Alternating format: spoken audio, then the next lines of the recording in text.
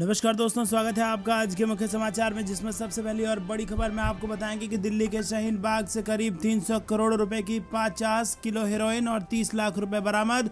दूसरी बड़ी खबर में जिक्र होगा कि वित्त मंत्रालय ने पीएम मोदी को किया शर्मिंदा, जीएसटी बकाया को लेकर चिदम्बरम ने कसा तंज। तीसरी बड़ी खबर में आपको बताएंगे कि अखिलेश यादव का दावा, उद्योगपतियों ने खरीद लिया है यूपी और एमपी का गेहूं, और इसी के साथ एक महीने में बढ़ जाएगी आटा की कीमतें। और इसी के साथ चौथी बड़ी खबर में आपको बताएंगे दोस्तों कि कमलनाथ के चेहरे पर मध्य प्रदेश चुनाव लड़ेगी कांग्रेस, सोनिया गांधी ने स्वीकारा नेता प्रतिपक्ष का इस्तीफा। और पांचवी बड़ी खबर में जिक्र होगा कि मोदी की बैठक पर ममता बनर्जी का तंज, कहा वो असल मुद्दों पर बात नहीं करते, केवल राज्यों पर दोष डालते हैं। दोस्तों, हर एक खबर की गहराई में आपको ले जाएंगे, लेकिन उससे पहले अगर आप भी बढ़ती महंगाई के लिए भाजपा को जिम्मेदार मानते हैं तो आप अभी इस वीडियो को लाइक कीजिए, और अगर चैनल पर नए हैं तो लाल बटन को दबा के चैनल को सब्सक्राइब करके घंटी बजाकर कमेंट में लिखिए जय हिंद। दोस्तों, रुक करते हैं सबसे पहली और बड़ी खबर की तरफ। दरअसल दोस्तों, दिल्ली के शाहीन बाग से करीब 300 करोड़ रुपए की 50 किलो हेरोइन और 30 लाख रुपए बरामद हुए हैं। जी हां दोस्तों, दिल्ली में नारकोटिक्स कंट्रोल ब्यूरो ने एक बड़े ड्रग्स सिंडिकेट का भंडाफोड़ किया है।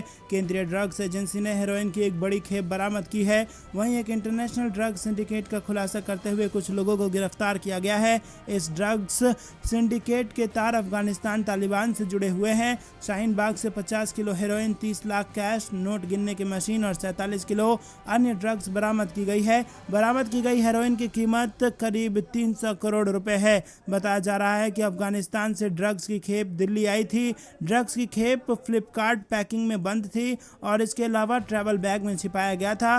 कैश हवाला के जरिए आया था और ये ड्रग्स समुद्री रास्ते और बॉर्डर के रास्ते से लाई गई थी। बताया जा रहा है कि हेरोइन अलग अलग सामान में छिपाकर लाई जाती रही है, जिससे यहाँ अलग उसको कर लिया जाता है और ये पंजाब, यूपी, दिल्ली और हरियाणा में सप्लाई होती है। वहाँ छापे मारे गए हैं और इंटरनेशनल सिंडिकेट का भी इसमें लिंक है। इसमें एक भारतीय मूल का शख्स गिरफ्तार कर लिया गया है। रुक करते हैं अगली बड़ी खबर की तरफ। वित्त मंत्रालय ने पीएम मोदी को किया शर्मिंदा, जीएसटी बकाया को लेकर चिदम्बरम ने कसा तंज। जी हां दोस्तों, आपको बता दें कि कांग्रेस के वरिष्ठ नेता तथा पूर्व वित्त मंत्री पी चिदम्बरम ने जीएसटी मुआवजे के तौर पर राज्यों के बकाया को लेकर गुरुवार को केंद्र सरकार पर कटाक्ष किया और कहा कि ये जानना काफ़ी रोचक होगा कि क्यों वित्त मंत्रालय ने ये जानकारी उसी दिन कर प्रधानमंत्री को शर्मिंदा किया जिस दिन को उन्होंने राज्यों को लताड़ने के लिए चुना था।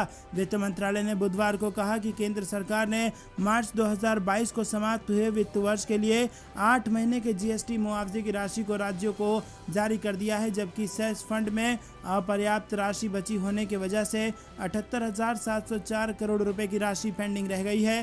पी चिदम्बरम ने कहा कि जिस दिन प्रधानमंत्री ने पेट्रोल और डीजल पर वैट दरों को नहीं घटाने के लिए राज्यों को लताड़ा, वित्त मंत्रालय ने उसी रात वो राशि जोड़ लेते हैं जो राज्यों का बकाया के तौर पर दावा है, तो कुल राशि कहीं ज्यादा ने खरीद लिया है। यूपी और एमपी का गेहूं एक महीने में बढ़ जाएगी आटा की कीमतें। जी हां दोस्तों, बढ़ रही महंगाई पर योगी सरकार को जमकर घेरा। सपा के राष्ट्रीय अध्यक्ष अखिलेश यादव ने कहा कि प्रदेश में गेहूं बड़े उद्योगपतियों ने खरीद लिया है और एक महीने में अब प्रदेश में गेहूं के आटा की गए हैं और घरों में खाली सिलेंडर रखे हुए हैं। देश की कुल आबादी पर जितनी धन दौलत है उतनी धन दौलत देश के 4-5 उद्योगपतियों पर हो गई है। अखिलेश यादव ने कहा कि भाजपा का नया चुनाव चिन्ह बुलडोजर जाति और धर्म के हिसाब से चल रहा है। मुख्यमंत्री की जाति के लोगों पर ये बुलडोजर नहीं चल रहा। इस मौके पर पूर्व सांसद तेज प्रताप यादव, पूर्व एमएलसी यादव और पूर्व विधायक राजू यादव समेत कई नेता मौजूद थे। रुक करते हैं अगली बड़ी खबर। सोनिया गांधी ने स्वीकारा नेता प्रतिपक्ष का इस्तीफा। जी हां दोस्तों,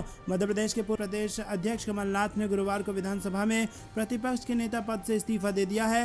हालांकि पार्टी के प्रदेश अध्यक्ष के पद पर फिलहाल वो बने रहेंगे। कांग्रेस अध्यक्ष सोनिया गांधी ने उनके इस्तीफे को स्वीकार कर लिया है। कहा यह जा रहा है कि उन्होंने एक व्यक्ति एक पद के नियम के तहत इस्तीफा दिया है, लेकिन पार्टी के सूत्र बता रहे हैं कि कांग्रेस आला कमान विधानसभा चुनाव कमलनाथ की अगुवाई में लड़ना चाहती है। नेता प्रतिपक्ष के पद से इस्तीफा देने के बाद डॉक्टर गोविंद सिंह को कमलनाथ के स्थान पर कांग्रेस विधायक दल का नेता नियुक्त किया गया है। कांग्रेस के महासचिव केसी वेणुगोपाल ने गुरुवार को कमलनाथ को एक चिट्ठी के जरिए ये जानकारी दी। दोस्तों, रुक करते हैं अगली बड़ी खबर की तरफ। पीएम मोदी की बैठक पर ममता बनर्जी का तंज कहा वो असल मुद्दों पर बात नहीं करते, केवल राज्यों पर दोष डालते हैं। जी हां दोस्तों, देश में कोरोना वायरस महामारी को लेकर हालात पर प्रधानमंत्री नरेंद्र मोदी ने बुधवार को सभी राज्यों के मुख्यमंत्रियों के साथ एक बैठक की थी। इस बैठक में प्रधानमंत्री ने पेट्रोल डीजल की बढ़ती कीमतों पर भी चर्चा की थी और राज्यों से वैट कम करने के लिए कहा था। गुरुवार को पश्चिम बंगाल की मुख्यमंत्री ममता बनर्जी ने इस बैठक को लेकर प्रतिक्रिया दी है। ममता बनर्जी ने कहा कि एलपीजी और ईंधन की कीमतों में तत्काल प्रभाव से कमी होनी चाहिए। प्रधानमंत्री नरेंद्र मोदी की बैठक का मुद्दा कोविड-19 महामारी नहीं बल्कि ये था। बंगाल की मुख्यमंत्री ने कहा कि वो असली मुद्दों पर बात नहीं करते और ना ही उनको उठाने की कोशिश करते हैं। इसके स्थान पर वो केवल बाकी राज्यों पर दोष मढ़ने का काम करते हैं। रुक करते हैं अगली बड़ी खबर की तरफ। कांग्रेस को किसी पीके की जरूरत नहीं, मेरा कद इतना बड़ा नहीं कि राहुल मुझे भाव दे, प्रशांत किशोर का बड़ा बयान। जी दोस्तों, आपको बता दें कि एक खास कार्यक्रम में पॉलिटिकल इन्वेस्टिगेशन टीम ने रणनीतिकार प्रशांत किशोर से खास बातचीत की है, जिसमें उन्होंने कहा है कि कांग्रेस को किसी पीके की जरूरत नहीं है।